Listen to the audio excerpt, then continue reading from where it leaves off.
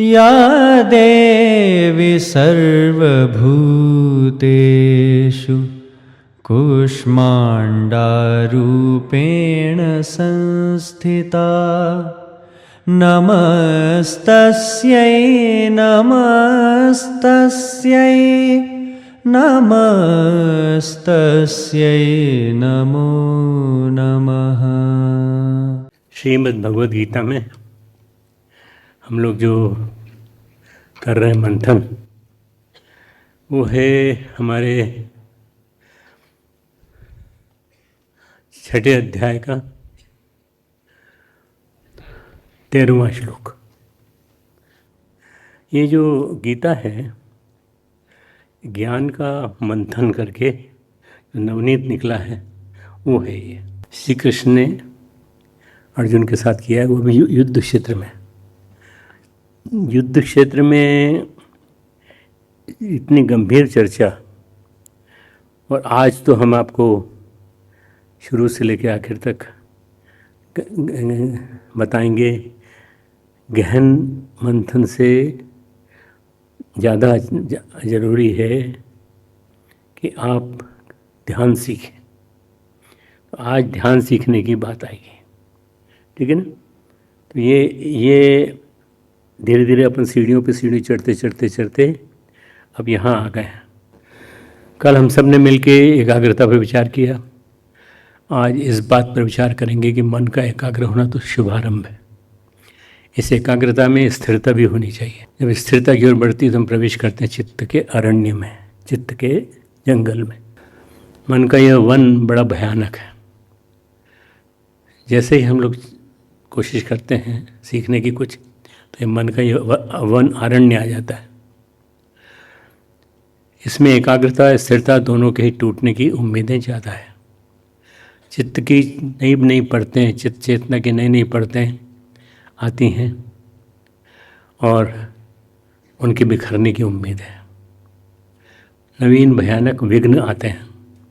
योग साधक का तप और भगवान की कृपा, सद्गुरु का आशीष ही हमारा संबल है। जो चित्त की गुफाओं में उभरते इन दृश्यों के बीच शरीर की स्थिति जैसी होनी चाहिए, आज उस पर ही चिंतन हम करेंगे। इस क्रम में नवरात्रि के चौथे दिन 6 अध्याय का 13वां श्लोक। समम काय शिरोग्रीवम, समम काय शिरोग्रीवम, धारयन् अचलम स्थिरम, धारयन् अचलम स्थिर, संप्रेक्ष नासिकाग्रम स्वम दिशश्च अनवलोकनम। अनवलोकन का मतलब होता है न देखकर। शिर नाम ऊपर के भाग का है, अर्थात मस्तिष्क का है, और ग्रीवा नाम मस्तिष्क और काया के बीच का भाग है। ध्यान योग साधना के समय ये काया, शिर और ग्रीवा सम सीधे रहें, अर्थात रीढ़ की जो हड्डी है उसके सब गांठें सीधे रहें। हमारी जो रीढ़ की हड्डी है यहाँ से आई है, उसकी जितनी भी गांठें हैं सब सीधी रहें, एक सूत्र में अचल रहें। इस कारण ये कि इन तीनों के आगे झुकने से नींद आती है। देखा होगा आपने, आपको जब कभी आ जाती है नींद तो पड़ोसी टोकता है, कहाँ क्लास चल रही, क्लास। वो छटपटाता है, फिर वो ठीक है, थोड़ी देर बाद फिर झुकता है। तो ये चंचलता जो आती है, ना आगे झुके न पीछे झुके, न दाएं न बाएं, ठीक है ना। सिद्धासन, पद्मासन आदि जितने भी आसन हैं आरोग्य की दृष्टि से वे सभी ध्यान योग साधना में सहायक हैं। तो भगवान कृष्ण ने संपूर्ण आसनों का सार बताया है। काय, शीर और ग्रीवा, इनको सीधे समता में रखना। काया, सिर और ग्रीवा, सीधा सार बता दिया उन्होंने। कहा फालतू के चक्कर में नहीं पड़ना अपने को। इसलिए भगवान ने बैठने के सिद्धासन वगैरह का नाम नहीं दिया यहाँ। सिद्धासन, पद्मासन, वो रण क्षेत्र में खड़ा है, वहाँ कहाँ करेगा सिद्धासन पद्मासन। इसलिए उन्होंने कहा सीधे सीधे रहो, चाहे किसी भी आसन में बैठे, पर काया, शीर और ग्रीवा एक सीधी रहनी, एक सीध में रहनी चाहिए। क्योंकि इनकी एक सीध में रहने से मन बहुत जल्दी शांत और स्थिर हो जाता है। कारण है, मन शांत और स्थिर हो जाता है, इसलिए आप ऐसे बैठे। दिशस्य अनवलोकयन, इस श्लोक में एक वाक्य आया है, दिशा किसी और दिशा में न देखते हुए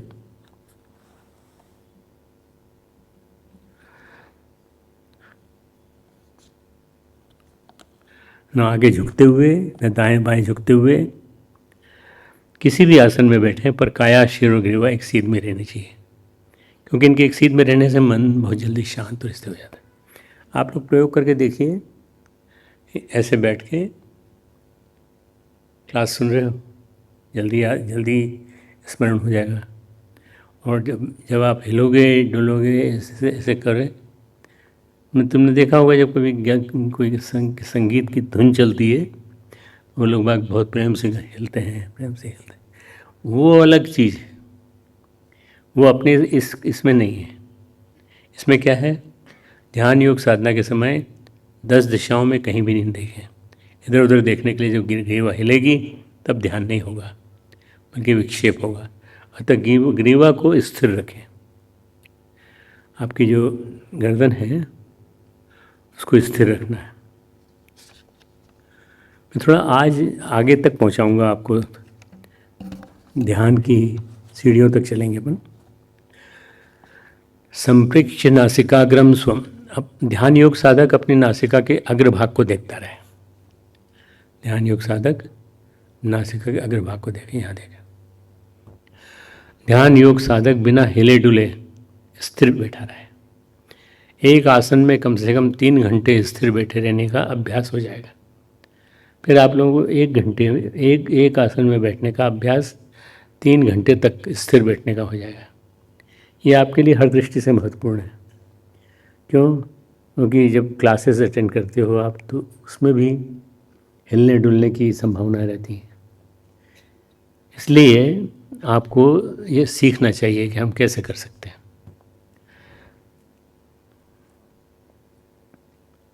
एक आसन में 3 घंटे स्थिर बैठने का मतलब हो गया जितासन। आसन जीत लिए आपने, आसन जीत लिए, जितासन। ध्यान योग साधना के लिए क्रमानुसार विधि इस प्रकार है कि एक शरीर बिल्कुल सीधा हो, स्ट्रेट, जमीन से 90 डिग्री का कोण बनता हो। ये आपका पैर वगैरह है, ये आपका शरीर, ये आपकी गर्दन, ये आपका ऊपर का हिस्सा। तो बिल्कुल स्ट्रेट फॉरवर्ड उन्होंने लिख दिया कि ज़मीन से 90 डिग्री का कोण बननी चाहिए। 90 डिग्री का कोण।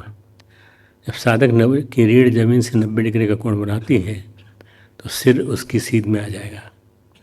और जब साधक की रीढ़ ज़मीन से 90 डिग्री का कोण बनाती है, बिल्कुल स्ट्रेट होती है, तो साधक पृथ्वी के गुरुत्वाकर्षण के बाहर हो जाते हैं, करीब करीब अप्रॉक्सीमेटली। और पृथ्वी के गुरुत्वाकर्षण के बाहर हो जाने से ऊर्ध्वगमन के लिए एक मार्ग बन जाता है।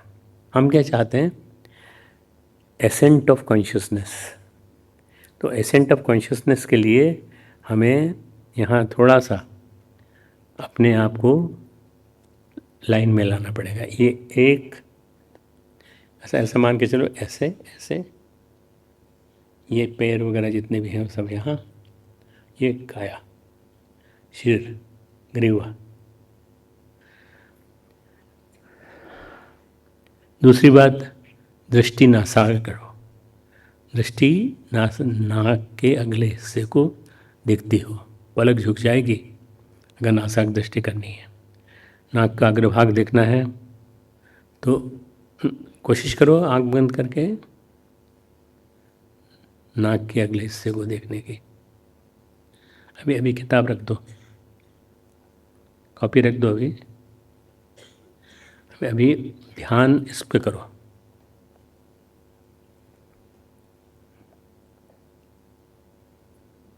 बस बढ़िया है। ये थोड़ा सा अभ्यास करेंगे तो धीरे धीरे अभ्यास हो जाएगा इसका। साधक की रीढ़ जमीन से 90 डिग्री का कोण बनाती है तो बिल्कुल स्ट्रेट होती है, और यह साधक करीब करीब पृथ्वी के गुरुत्वाकर्षण के बाहर हो जाता है। पृथ्वी के गुरुत्वाकर्षण के बाहर हो जाना ऊर्ध्वगमन के लिए एक मार्ग बन जाता है। ठीक है ना, समझ में आ गया क्यों क्यों इतना ज़्यादा जोर दे रहे हैं इस पे, आसन पे, ताकि हम जो पृथ्वी की ग्रेविटी है उससे दूर रहें। दूसरी बात, दृष्टि नासाग्र हो, पलक झुक जाएगी अगर नासाग्र दृष्टि रखनी है। नाक का अग्रभाग देखना है तो पूरी आँख खोले रखने की ज़रूरत नहीं रह जाएगी, आँख सूख जाएगी। अगर आप बैठे हैं तो मुश्किल से 2 फीट ज़मीन आपको दिखाई पड़ेगी। आधी खुली आँख, ये जो आधी खुली आँख है उसका बड़ा राज है। भीतर आधी खुली आँख के सपने पैदा करना मुश्किल है, बाहर की दुनिया को यथार्थ मानना मुश्किल है। जैसे कोई अपने मकान की दहलीज पर खड़ा हो गया, ना भी भीतर गया ना बाहर गया, बीच में ठहर गया। जब आँख नासाग्र होती है, जब दृष्टि नासाग्र होती है तो आपको एक और अद्भुत अनुभव होगा, उसका दूसरा हिस्सा है। जब दृष्टि नासाग्र होगी, नासाग्र जब मैं बोलता हूँ तो नोज सेंटर्ड, नाक पर सेंटर, इसका कंसंट्रेशन है। जब दृष्टि नासाग्र होगी तो आपको आज्ञा चक्र पर जोर पड़ता हुआ मालूम होगा। ये आज्ञा चक्र, यहाँ है आज्ञा चक्र, दोनों आँखों के मध्य में, दोनों आँखों के मध्य बिंदु पर एम्फेटिकली आपको जोर पड़ता हुआ मालूम पड़ेगा।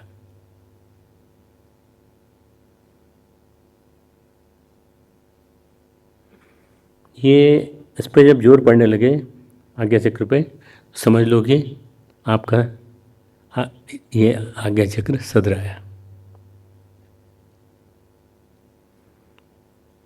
यही वह बिंदु है, वह द्वार है जो खुले तो ऊर्ध्वगमन शुरू होता है। आपका उद्देश्य क्या है? आपका उद्देश्य है एसेंट ऑफ कॉन्शियसनेस, है ना, चेतना का ऊर्ध्वगमन। उसके लिए अपने को चाहिए ये दरवाज़ा। आज्ञा चक्र के नीचे संसार है। अगर हम चक्रों की भाषा में समझें, आज्ञा चक्र के ऊपर परमात्मा है, आज्ञा चक्र के नीचे संसार है। नीचे संसार है, ऊपर परमात्मा है। ये दरवाज़ा है दोनों के बीच का। अगर हम चक्र को विभाजन करें तो आज्ञा चक्र के नीचे दोनों आँखों के मध्य बिंदु पर शरीर की दुनिया है, वो संसार से जुड़ी है। और आज्ञा चक्र के ऊपर का जो मस्तिष्क का भाग है वो परमात्मा से जुड़ा हुआ है। ये जो हिस्सा है, ये ऊपर वाला, ये परमात्मा से जुड़ा हुआ है पूरा का पूरा हिस्सा। और नीचे वाला हिस्सा ये हमारे लौकिक कार्य का क्रियाकलापों में यूज़ होता है। और आज्ञा चक्र के ऊपर का जो मस्तिष्क का भाग है उसको आप जोर पड़ने से ध्यान साधना के लिए फ़ायदेमंद है। वहाँ पर जोर पड़ना एक तरह की चाबी है। बंद द्वार खोलने के लिए चेष्टा की जा रही है। सीक्रेट लॉक है, ये सीक्रेट लॉक है जिसकी चाबी आपने लगा दी। जिसे खोलने की कुंजी है। कई ताले देखे होंगे जिनकी चाबी नहीं होती, नंबर होते हैं। नंबर का एक खास जोड़ बिठा दें तो ताला खुल जाएगा। नंबर का खास जोड़ ना बिठा पाए तो ताला नहीं खुलेगा। तो ये ताला खोलने की कुंजी है। ठीक है, समझ में आया? तो ये इससे समझ में आ जाएगा कि हम लोगों को क्यों विशेष दबाव इस पर देना चाहिए। अगर आपको स्टेप्स ध्यान में रहेंगे तो दिक्कत नहीं होगी। हम चल रहे हैं ग्रेजुअली योग साधना की आगे की सीढ़ियों पर। ये जो आज्ञा चक्र है, इसके खोलने की एक सीक्रेट की है। की जानते हैं ना क्या होता है? की का मतलब क्या होता है? कुछ लोगों ने नहीं बोला शायद। हम जानते हैं, तुमको मालूम है, पर बोल नहीं पा रहे हो। गुप्त कुंजी है, गुप्त कुंजी। जो शक्ति विद्युत हमारे आंखों से बाहर जाती है, उसी विद्युत को एक विशेष कोण पर रोक देने से उस विद्युत का पिछला हिस्सा आज्ञा चक्र पर चोट करने लगता है। टक टक टक टक टक। ये जो है आज्ञा चक्र पर चोट करता है। वह चोट उस दरवाजे को धीरे धीरे खोल देती है। जब दरवाज़ा खुल जाए तो आप एक दूसरी दुनिया में, ठीक दूसरी दुनिया में छलांग लगा देते हैं। नीचे की दुनिया बंद हो गई। संसार से दूर जाना है तो इसको खोलना पड़ेगा, कुंजी को। समझ गया है? ये छोटी छोटी स्टेप्स हैं, इसको समझ में आने से क्या होगा, तुमको आगे दिक्कत नहीं होगी। ध्यान योग का अभ्यास करना, अपने शरीर को, अपने मन को एक प्रयोगशाला में बदल लेना है। आपका शरीर, आपका मन एक प्रयोगशाला है। एक ध्यानी के लिए, ध्यान साधक के लिए ये शरीर एक प्रयोगशाला है। आप सबके लिए अपनी अपनी अपनी body, your own body is just like a laboratory. You have to understand it basically. आपको समझना पड़ेगा कि ये बॉडी पूरी पूरी हमारी एक लेबोरेटरी है। इस लेबोरेटरी में हमको प्रयोग करना है। सबसे महत्वपूर्ण और केंद्रीय भूमिका निभाते हैं इस लेबोरेटरी में हमारा स्नायु संस्थान, हमारा nervous system, central nervous system. हमारी 3 चीज़ें हैं जो हमारे ध्यान आकर्षित करते हैं। हमारा स्नायु संस्थान, हमारा नर्वस सिस्टम और सेंट्रल नर्वस सिस्टम। शरीर में जो सूक्ष्म और अति सूक्ष्म हिस्सा है, जो हमारे स्थूल शरीर और सूक्ष्म शरीर को जोड़ता है, वो है नर्वस सिस्टम और endocrine system. Nervous system, endocrine, ये सब यहीं आया है, पूरा यहीं पे आता है था।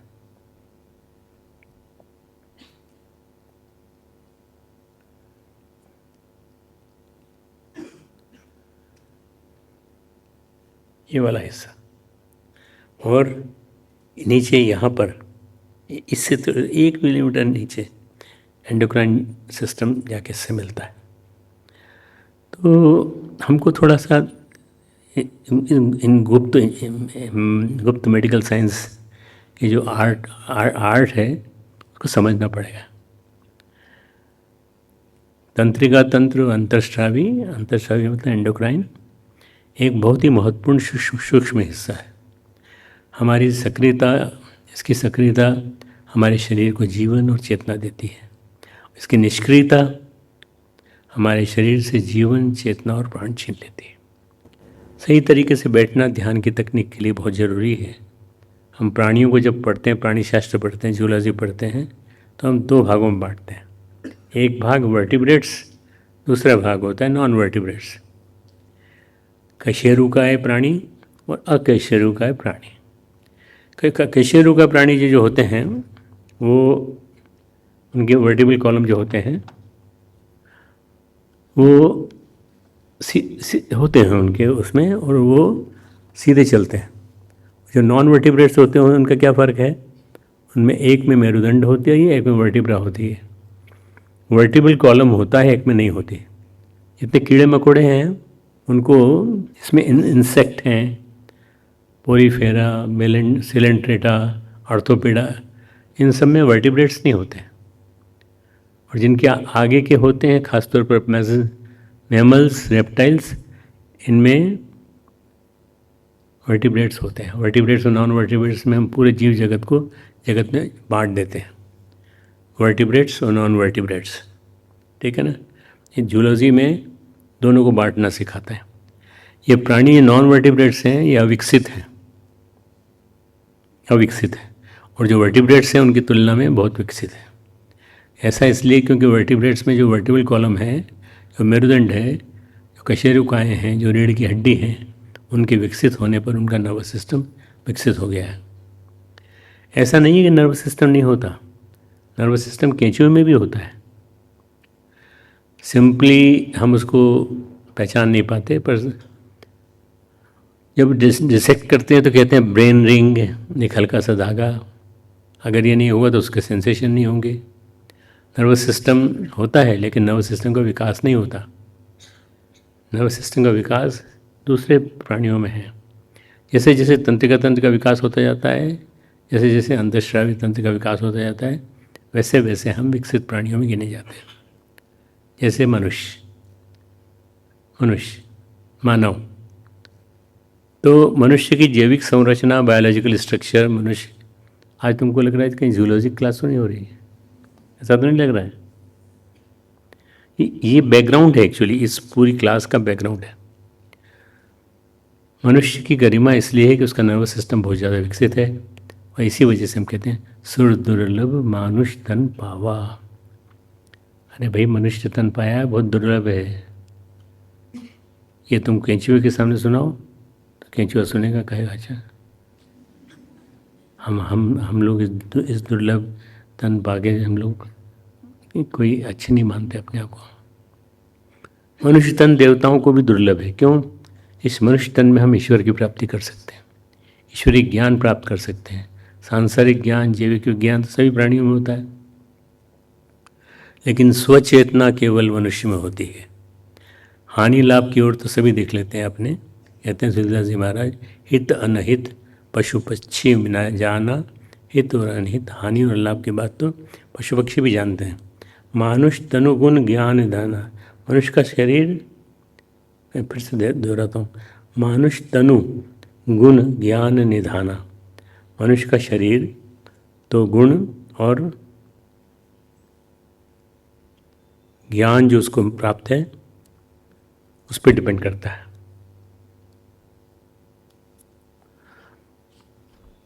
और वो गुण और ज्ञान की खान है मनुष्य का तन।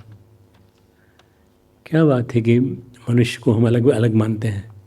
मनुष्य जो है उसके पास भगवान की कृपा से सब कुछ है,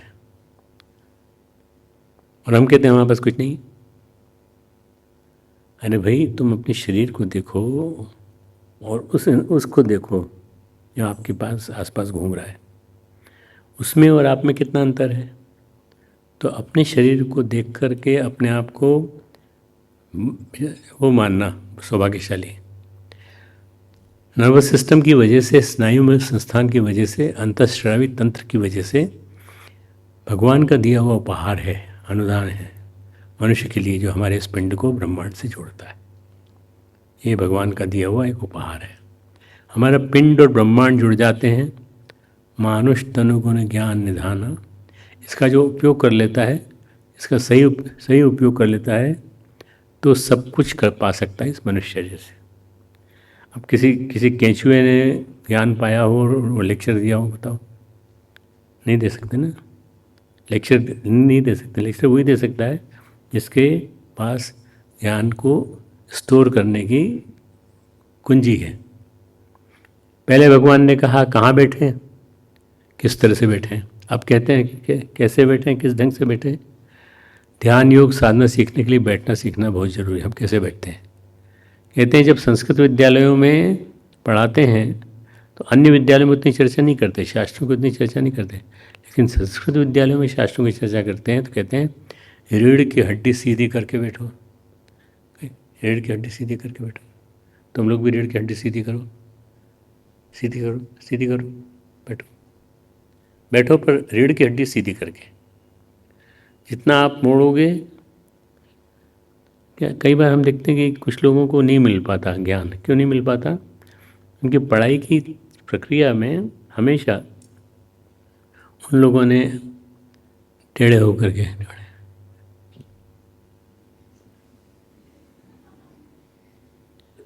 टीवी देखते हैं तो उसको भी टेढ़े होकर देखते हैं, तो वो नहीं समझ में आएगा। भाई आप क्यों ऐसा करते हो?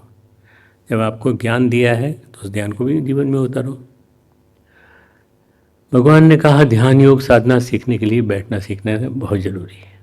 हम कैसे बैठते हैं वो देखते हैं, बार बार कहते हैं रीढ़ की हड्डी सीधी करके बैठो।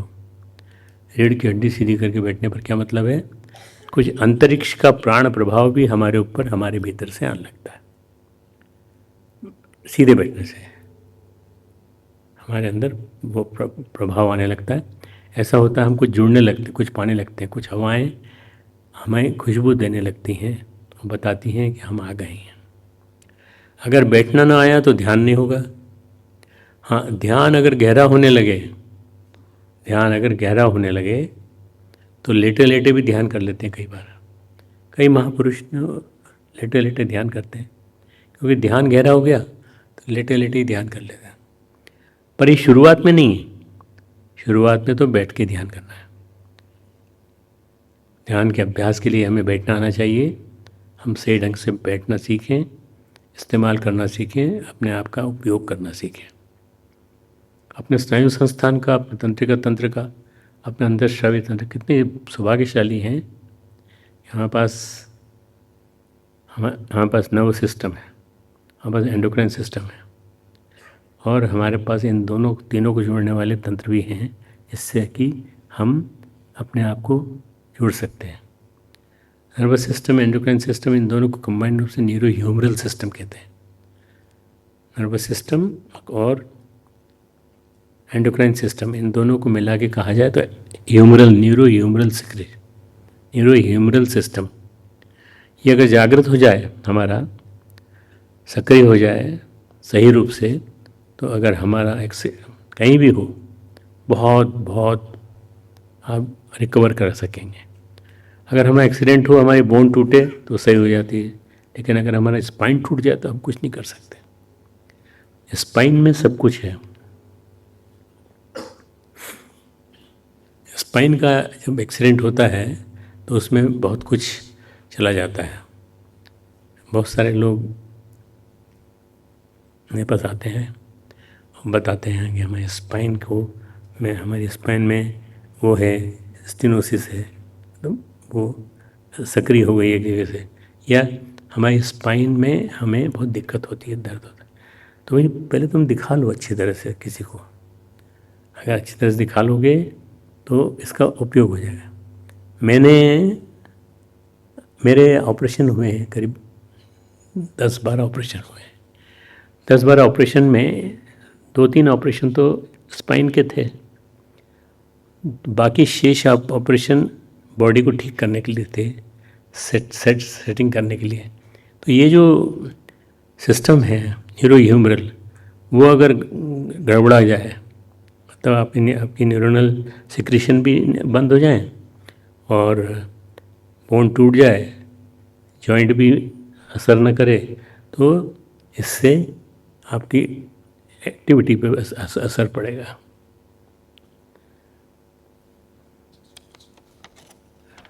भगवान ने बड़े सुंदर ढंग से हमारे शरीर में, वर्टिब्रल कॉलम में, हमारे स्नायु संस्थान में बड़ी छोटी छोटी चीज़ें रखी हैं। उन्होंने ऐसा रखा है, ऐसा सजाया है, जैसे कि आप लोगों में कई आर्टिस्ट होंगे जो सजाते होंगे किसी चीज़ को, तो ध्यान रखते होंगे कैसे करते हैं। भगवान ने भी आर्टिस्ट की तरह से हमारी हड्डी नहीं, अब हड्डी हो गई, अब वो लाओ, एंडोक्राइन सिस्टम को जोड़ना है इससे।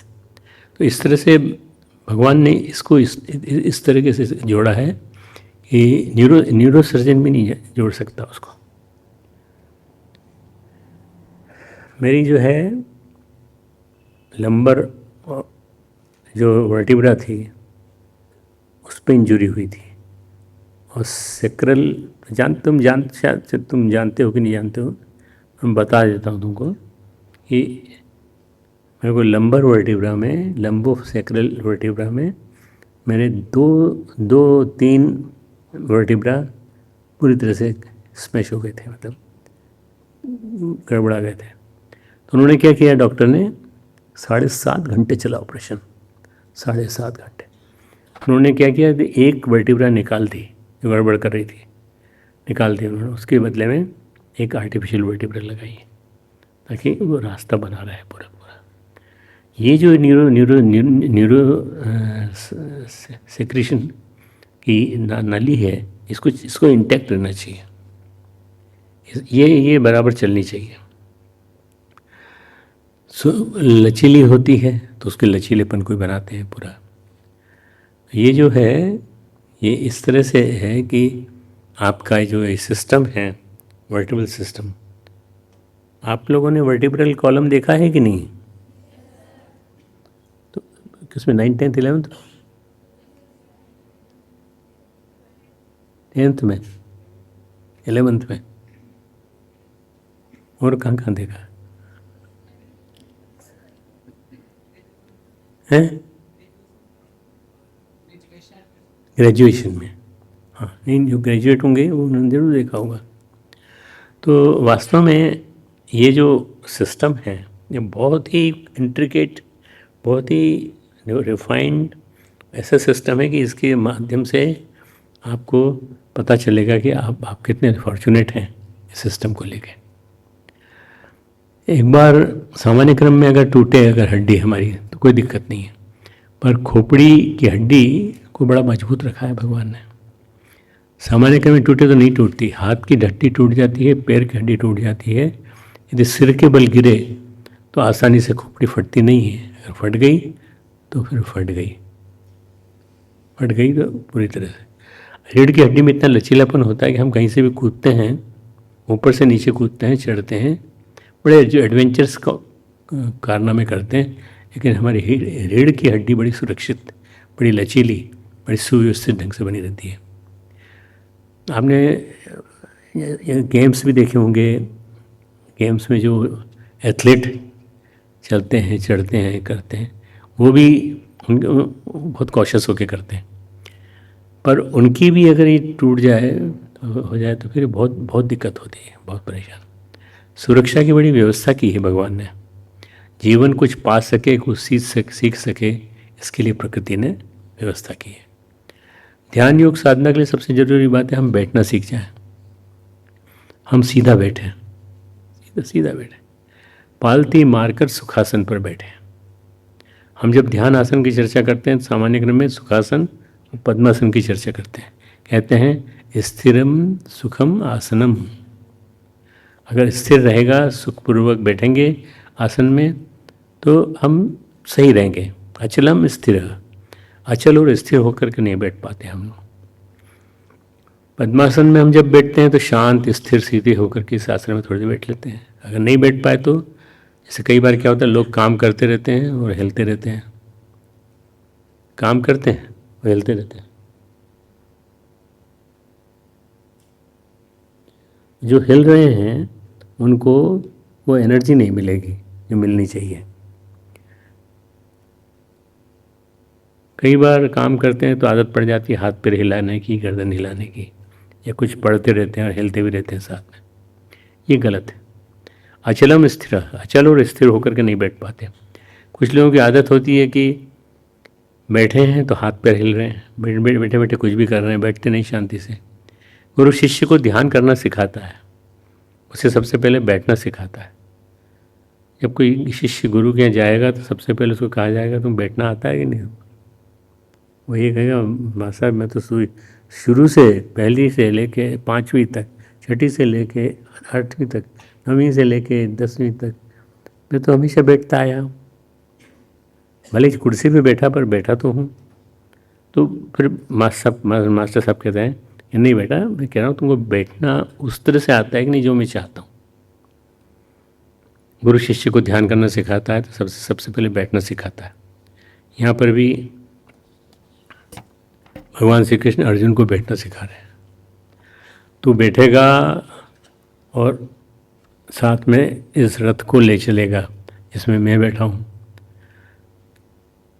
कैसे बैठा जाए, ध्यान के साधक को बता रहे हैं, ऐसे बैठना चाहिए, ऐसे बैठना चाहिए। और बैठ के तो रथ को चलाएगा तो ठीक चलाएगा। जबलपुर में एक साधु रहते थे, कब्रिस्तान में रहते थे, उनका नाम था मग्गा बाबा। मग्गा बाबा का मतलब क्या होता है, जो हाथ में मग्गा रखते हो, है ना। उनके पास मग्गा था, मग्गा लिए घूमते थे, इसलिए उनको फकीर थे। आचार्य रजनीश उनके यहाँ ध्यान सीखने जाते थे। जब विद्यार्थी थे जबलपुर में तो ध्यान सीखने जाते थे।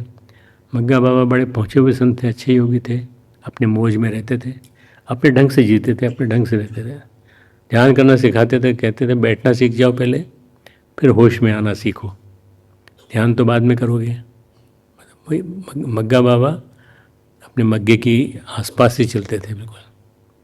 आप देखिए जब ध्यान होने लगता है तो कई बार लोग सोने लगते हैं। फिर सो तो नहीं रहे हो, सो तो नहीं रहे हो ना। ध्यान की प्रक्रिया में अपन प्रवेश कर रहे हैं, सोना नहीं है। अगर ये भूल गए तो फिर तुम याद नहीं रहेगा। आपको वैसे कभी नींद आए ना आए, लेकिन जप में अच्छी नींद आती है, आती है। जब जब करते हैं तो नींद आती है, बहुत अच्छी नींद आती है। और जैसे ही माला हाथ से छूट जाती है उसके बाद पता चलता है कि ठीक है, बिल्कुल ठीक है।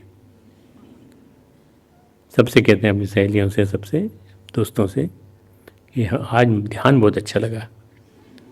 ये नहीं बताते कि माला छूट गई थी।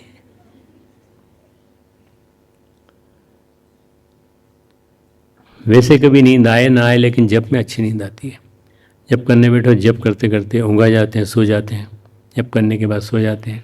आप कभी जप करो, रात में भले नींद ना आती हो, लेकिन सवेरे सवेरे 4 बजे 5 बजे आप जप करने बैठो, जप करके उठने पर लगता है थोड़ा और सो लें, बड़ी अच्छी नींद आती है। मग्गा बाबा भी कहते थे, पहले बैठना सीख ले, फिर आना मेरे पास ध्यान सीखने। ध्यान व्यान बाद में, पहले बैठना सीख। बैठना सीख जाएगा तो ध्यान भी करना सीख जाएगा। बैठना सीख जाना पहली बात है, पहली शर्त। किसी भी आध्यात्मिक अनुशासन में बैठना सीखना बहुत ज़रूरी है। अजीब अजीब तरीके से करते हैं। कुछ साधक को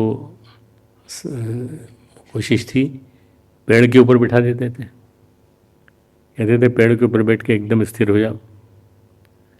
अब कुछ लोगों की अपनी अपनी चॉइस होती है करने की। पेड़ की डाल पर आसन जमा के बैठ, ठीक, जरा सी हिलना मत, हिला तो नीचे गिरेगा, थोड़ा सा भी इधर लड़खड़ाया तो पेड़ के नीचे गिरेगा। होश में सीधा बैठ, अपने में संतुलन बनाना सीख। नट होते हैं गाँव में, घूम घूम कर तमाशा दिखाते हैं, जंगली जाति होती है नट, नट कंजर, जंगल। तुमने सुना, देखा होगा कि किसी नट को, देखा कभी? देखा? नट जो है बड़े बड़े तमाशे करते हैं। बांस पे चलते हैं, हम लोग पैर पे चलते हैं, वो पैर पे बांस बांध लाते हैं, पूरा गांव का चक्कर लगा के आ जाते हैं। सबको कहते थे भाई मैं ध्यान बाद में सिखाऊंगा, पहले तुम बैठना सीखो, पहले बैठना सीखो। कब्रिस्तान में रहते थे वो, रजनीश को जब ध्यान करना सिखाते थे तो पेड़ के डाल पर बिठाते थे। पेड़ के डाल पर रजनीश बैठा रहता था, बोला शुरू में बड़ा अजीब लगता था कहीं गिर पड़े तो, लेकिन मग्गा बाबा बोलते थे स्थिर होश में सीधे पालती मारकर बैठ और घंटों घंटों बैठ, अभ्यास कर, ध्यान का अभ्यास, पहले आसन का अभ्यास। वो कहते थे ठीक से बैठ, होश में बैठ, लड़खड़ा मत, कुछ मत कर, ध्यान मान को छोड़ दे, होश में पहले बैठा रहे। पेड़ की डाल पर बैठा रहे, पालथी मार के, एक छोटी सी पेड़ की डाल बताते थे, इसमें बैठे। समम काय शिरोग्रीवम, रीढ़ की हड्डी को सीधा रखकर, गर्दन को सीधा रखकर बैठना ध्यान के लिए बहुत महत्वपूर्ण है। भगवान ने गीता में कल कहा था, उपविश्य आसने युंज्याद्योगम आत्मविशुद्धये। ध्यान का गंतव्य क्या है? सिद्धि, शक्ति, विभूति नहीं, बल्कि आत्मशुद्धि, आत्मपरिष्कार, अन्य कुछ नहीं। तत्रेकाग्रम मनः कृत्वा या चित्तेंद्रिय क्रिया। जिसको चित्त, इंद्रिय और क्रियाओं का संयम है, स्वामी है उसका, वो भरोसा है उसका, स्वामित्व तो है, जो यति है वही योगी है। तो आप अगर योग की साधना करना चाहते हैं तो ये सब सीखिए, पूरी बात है। यति नहीं, योगी नहीं, जिसको यत्न करना नहीं आता, प्रयत्न करना नहीं आता, बस प्रयास करना नहीं आता, जिसको तपश्चर्या करना नहीं आता, योगाभ्यास नहीं कर सकता। योग शास्त्रों में कहते हैं कि जो हठ योग साध देता है वो राजयोग को साध लेता है। जिसको हठ योग साधना नहीं आया तो राजयोग नहीं कर सकता। योगी जो होते हैं, अध्यात्म साधक होते हैं, आप एक भी साधक ऐसा नहीं ढूंढ सकते जो प्रतिभाशाली ना हो। प्रतिभाशाली होता है वही साधक बनता है। किसी भी संत की, कबीर की वाणी पढ़िए, तुलसी को पढ़िए, अनपढ़ साधुओं की वाणी पढ़िए। मैं कभी मौका लगेगा तो अपने तुम्हारे इसी सेमेस्टर में मैं कबीर को पढ़ूंगा तुम्हारे सामने। मीरा जो अनकॉन्शियस होकर अपनी भाव चेतना में, ट्रांसेंडेंटल अवस्था में जो भजन गाती थी, उनको पढ़िए। सहज भाव से प्रतिभा प्रवाहित होती है, प्रतिभा प्रवाहमान होती है। पहले ध्यान साधना में, अध्यात्म साधक में, उसकी साधना में सबसे पहले चीज जगती है, वो है प्रतिभा। सबसे पहले साधक के अंदर कोई चीज़ जगती है तो उसका नाम है प्रतिभा, इंटेलेक्ट। दूसरे नंबर पर अतीन्द्रिय क्षमता, एक्स्ट्रा सेंसरी परसेप्शन।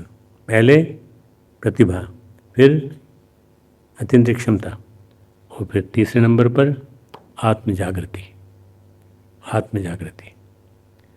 ये 3 क्षमताएं जब डेवलप होती हैं तो फिर आपकी प्रतिभा, अतीन्द्रिय क्षमता, एक्स्ट्रा सेंसरी परसेप्शन और आत्म जागृति, सेल्फ कॉन्शियसनेस। योग ध्यान साधना से नर्वस सिस्टम विकसित होने लगता है, नर्वस सिस्टम एक्टिवेट होने लगता है। सबने लिख लिया? नर्वस सिस्टम का एक्टिवेट होना बहुत धीरे धीरे होता है, लेकिन इसके लिए सबसे पहले हमको बैठना आना चाहिए। बार बार मैं यही कह रहा हूँ, भाई तुमने सीखा कि नहीं बैठना? हाँ सीख लेंगे, कोई क्या दिक्कत है उसमें?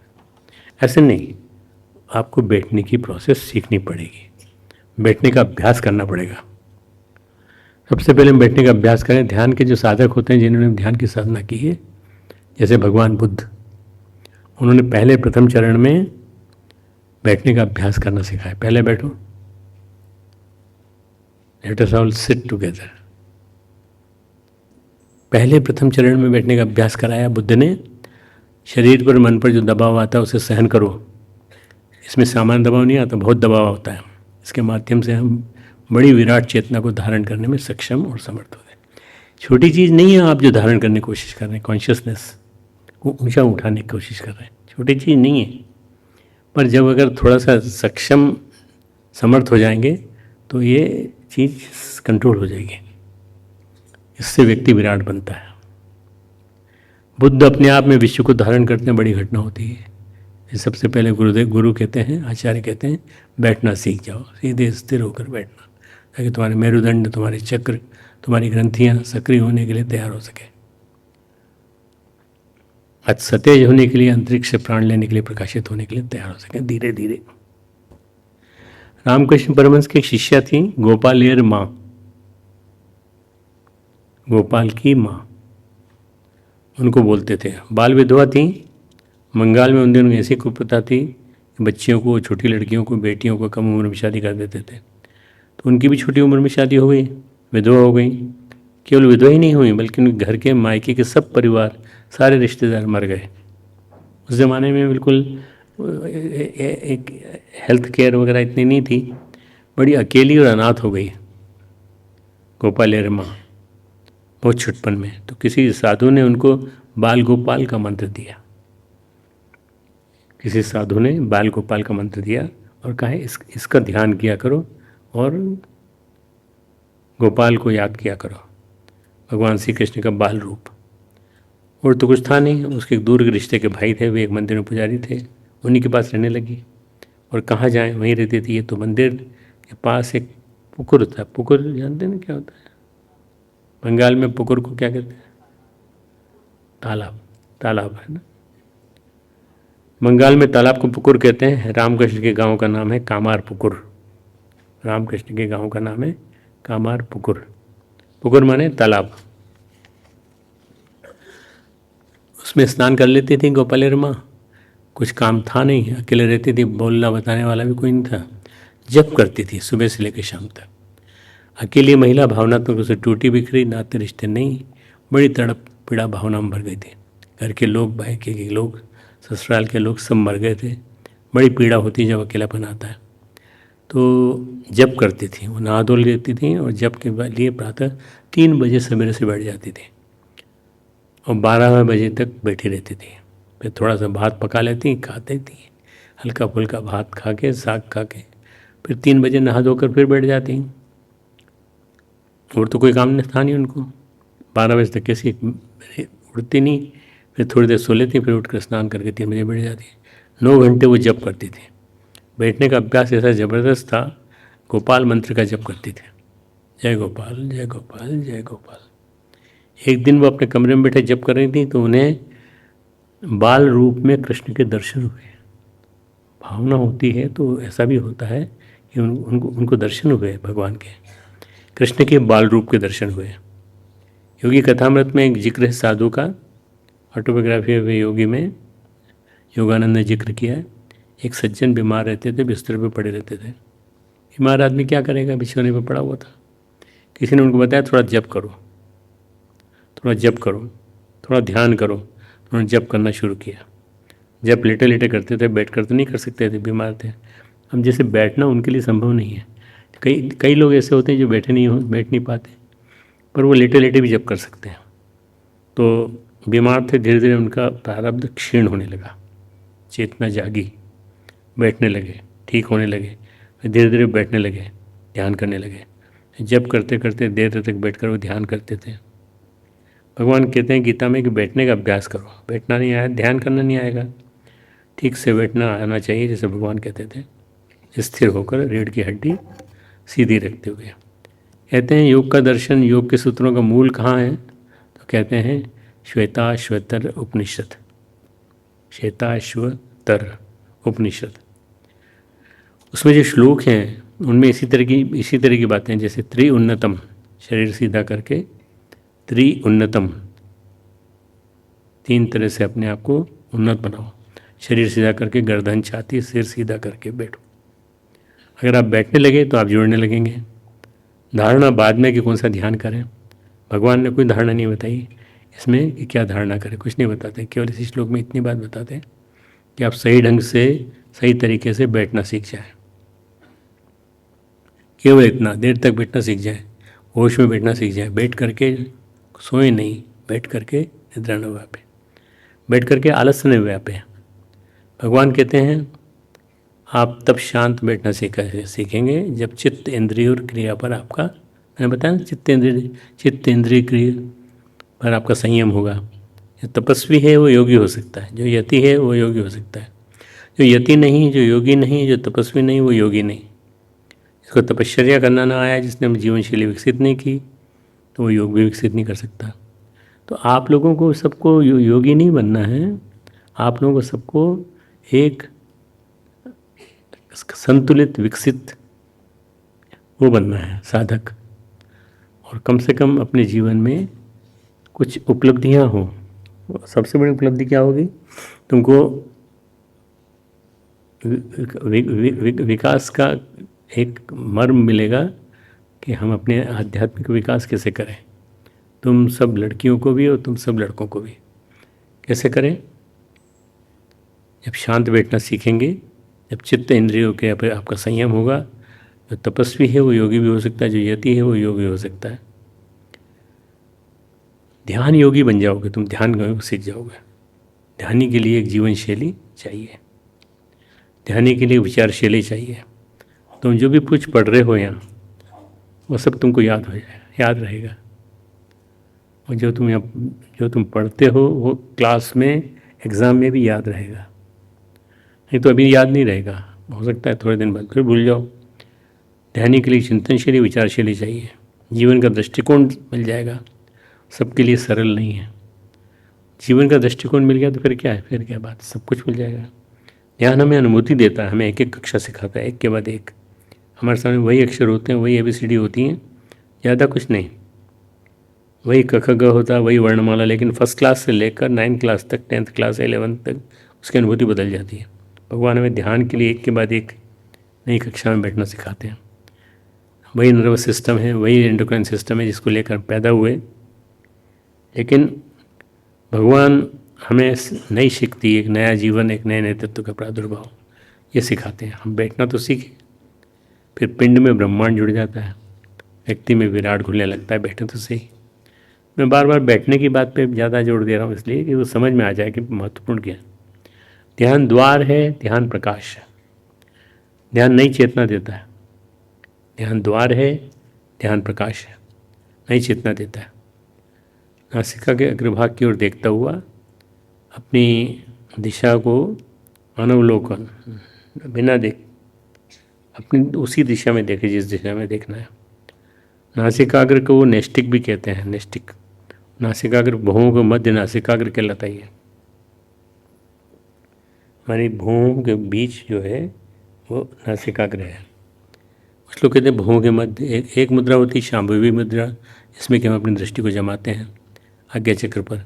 खुली दृष्टि से यदि आँखों को जमाया जाए आज्ञा चक्र के ऊपर तो आँखों में तकलीफ होती है, तनाव होता है। लेकिन बंद आँखों से अगर मन की दृष्टि को आज्ञा चक्र पर जमा जाए तो तनाव नहीं होता। कुछ लोग कहते हैं आज्ञा चक्र तो भुवों के मध्य, इसलिए नासिका का पहला हिस्सा आरंभ वहीं से होता है। कुछ लोग कहते हैं यहाँ वहाँ पर दृष्टि जमाई जाए, जहाँ प्रेक्षण किया जाए तना होगा। इसलिए आप केवल आप नासिका के आगे वाला हिस्सा या उससे थोड़ा और आगे तनाव के बिना आप करते रहिए। ध्यान करते हुए कुछ लोगों की फ़ोटो है, ध्यान से देखो उस फोटो को समझ में आ जाए। जैसे भगवान बुद्ध की फ़ोटो है, दूसरी फ़ोटो विवेकानंद की है। हम विवेकानंद की फ़ोटो मिलती है बाज़ार में, स्वामी विवेकानंद आंखें बंद किए ध्यान कर रहे हैं, तो कहीं देख रहे हैं, ये तो पता नहीं, आंखें हल्की सी बंद है, लेकिन ये जरूरी है उनकी दृष्टि कहीं स्थिर दिख रही है। आंखें बंद करके मन की दृष्टि को दोनों भुवों के मध्य टिकाओ। आंखें बंद करके भुवों को मध्य में ऐसे ऐसे लाने की कोशिश करो और वहाँ लाओ, वही नासिकाग्र है। लेकिन अगर दृष्टि खोल के टिकाओगे तो मुश्किल होगी। खोल के नहीं, आंखें बंद करके। आज्ञा चक्र प्रवेश द्वार है। हम धीरे धीरे धीरे उस तरफ बढ़ रहे हैं जिसको कहना है कि इसके माध्यम से हम आत्म जागृति का द्वार खोलेंगे। आज्ञा चक्र में क्या होता है, इससे हम सीधा प्रवेश करते हैं नाड़ियों में। आज्ञा चक्र के माध्यम से हम नाड़ियों में सीधा प्रवेश करते हैं। एड़ा पिंगला सुषुम्ना। एक छोटा सा अभ्यास तुम घर में भी कर सकते हो। एक छोटा सा अभ्यास तुम लोग अपने घर में भी, अपने रूम में भी कर सकते हो। दीपक जलाया और दीपक की ज्योति की तरफ देखते रहे, देखा थोड़ी देर आंखें बंद कर ली, फिर थोड़ी देर देखा फिर आंखें बंद कर ली। ये तुम थोड़ा छोटा प्रयोग अपने घर में भी कर सकते हो, अपने रूम में भी कर सकते हो। जब जाओगे लौट के तो वहाँ जाके भी कर सकते हो। कोई गड़बड़ नहीं है, कोई वैसी बात नहीं है कि इससे क्या होगा, इससे क्या होगा, इससे क्या होगा। ये समझ लो कि तुमको अच्छा अभ्यास हो जाएगा। आज्ञा चक्र में क्या होता है, हम सीधा प्रवेश करते हैं नाड़ियों में। एड़ा पिंगला सुषुम्ना। एड़ा पिंगला सुषुम्ना, ये हमारी 3 नाड़ियाँ हैं, प्रमुख नाड़ियाँ।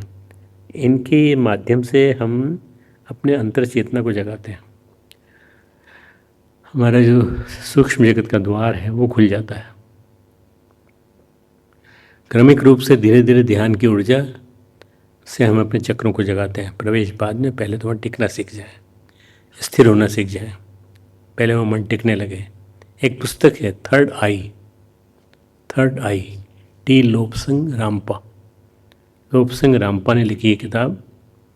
लामा हुए हैं तिब्बतन धर्मगुरु, उनकी 10 वॉल्यूम में किताब है।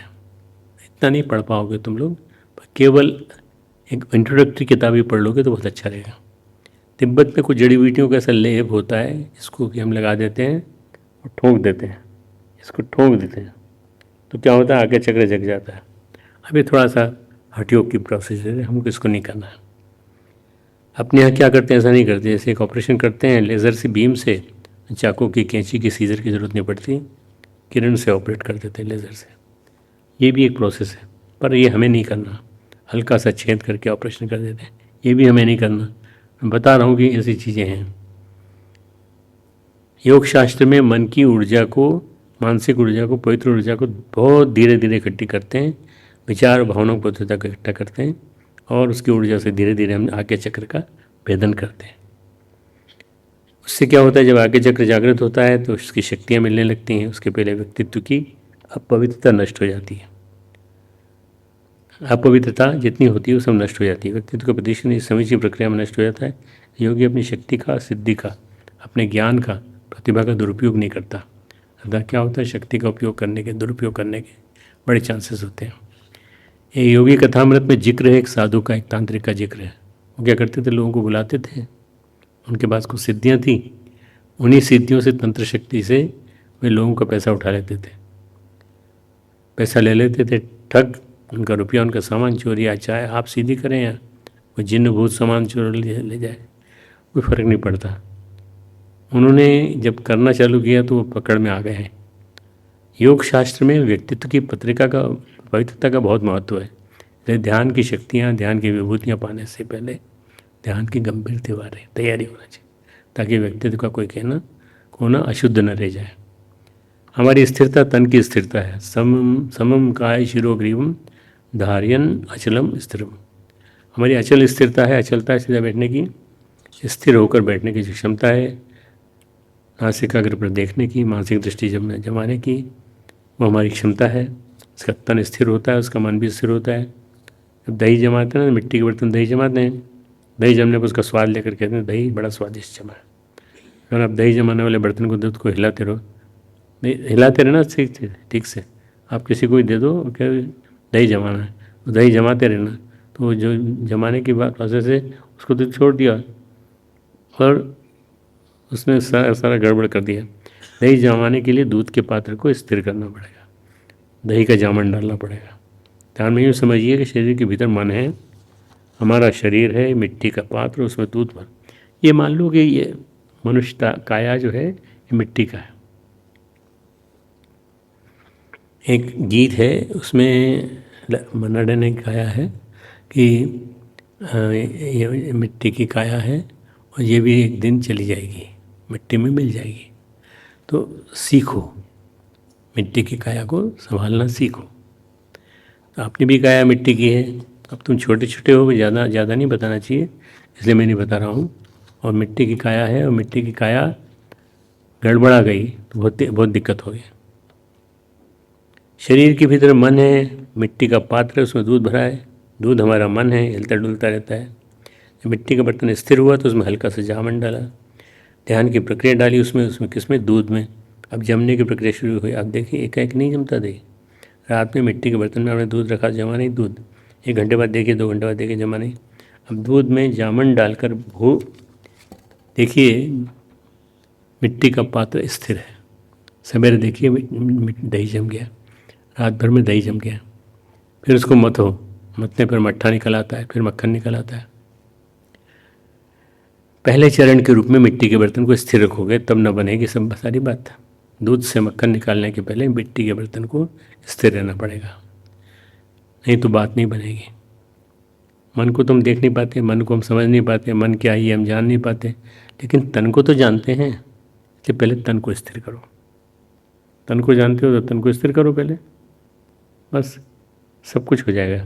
पहले तन को टिकाओ, फिर तन को टिकाने की कोशिश करो, नासिकाग्र पे यहाँ तक आओ। ध्यान के पहले तब जरूरी है। भगवान जीवन शैली सिखाते हैं, क्यों? 3 चीज़ होते हैं, मल, विक्षेप, आवरण। जो भगवान बोधिसत्व या ये कहें भगवान बुद्ध सिखाते हैं सबको, तो क्या कहते हैं? मल, विक्षेप, आवरण। मल जो होता है हमारा तमोगुण है, हमारे जीवन का। मल को ये समझना चाहिए, मोटरसाइकिल चलाते हैं, स्कूटर चलाते हैं, कार चलाते हैं, धुआं निकलता है कार्बोरेटर से, वो होता है ना कार्बोरेटर, उसमें से धुआं निकलता है। इसी तरह से हमारे जीवन में भी निकलता रहता है। कितना भी अच्छा पेट्रोल हम यूज़ करें, कितना ही बढ़िया पेट्रोल हम यूज़ करें, धुआं तो निकलता ही है। जिंदगी का कार्बन है, जो हम कर्म करते हैं उसका जो कार्बन बनता है वो राहु हो जाता है। कुछ न कुछ तो कचरा बनेगा ही। ये कचरा है, ये मल है, दुनिया में जो अंधेरा छाया हुआ है, दुनिया के कर्मों का मल है, वो भी फैला हुआ है। एक्चुअली क्या है कि प्रदूषण जो है उसमें कई चीज़ें जुड़ी हुई हैं, कई कारण हैं प्रदूषण के। कार्बन की शुद्धि, राहु की शुद्धि तपश्चर्या से हटेगी। जब नाड़ियाँ शुद्ध हो गई, नस नाड़ियों से मल हट गया, तब तमोगुण को निवारण हो गया, रजोगुण का विक्षेप निकल गया। आपका मन अस्थिर रहता है, तब के बावजूद बैठ तो गए, तन तो स्थिर हो गया, लेकिन मन है अस्थिर। विक्षेप राग द्वेष चल रहा है मन में, राग द्वेष विक्षेप है। पहले तमोगुण का शमन हुआ, फिर रजोगुण का शमन हुआ, और फिर केवल बचा आवरण, जो कि भक्ति से टूटता है। भगवान गीता में सिखाते हैं कैसे बैठें, जीवनशील सुधार लें। अब इस चरण में सिखाते हैं कैसे बैठें।